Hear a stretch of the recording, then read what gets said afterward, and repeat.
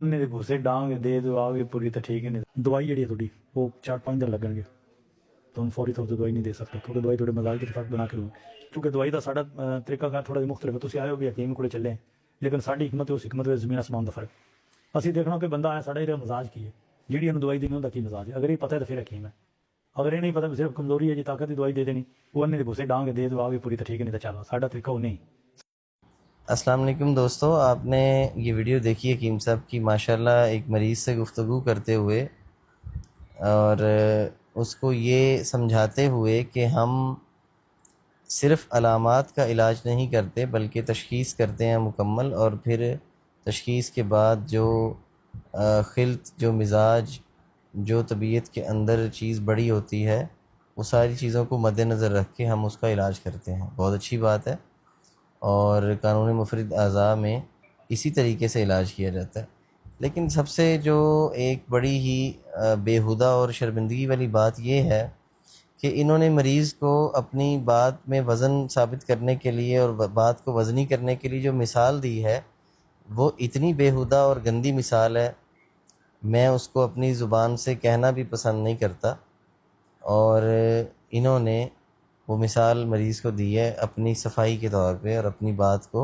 वज़नी पेश करने के लिए। तो मैं ये समझता हूँ कि लोगों को आप उनकी गुफ्तगू से जांचा करें और किसी को अपना वक्त, अपनी जो अटेंशन है वो ऐसे ही ना दे दिया करें कि वो सोशल मीडिया पर बहुत वायरल है,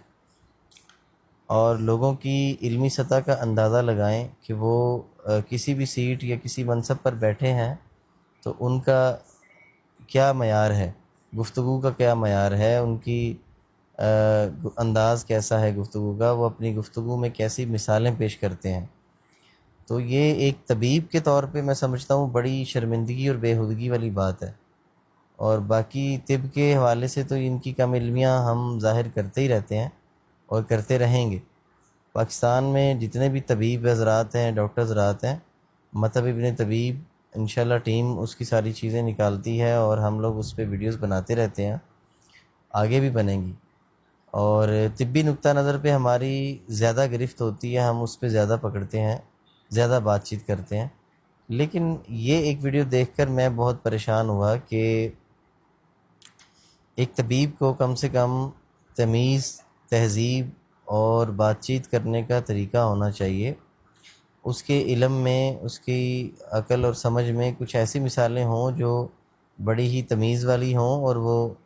अपने मरीज़ों से गुफ्तगू करते हुए उनका सहारा ले भी तो कोई मसला नहीं है। लेकिन इस तरह के अल्फाज का इस्तेमाल बड़ी ही हैरानकुन बात है।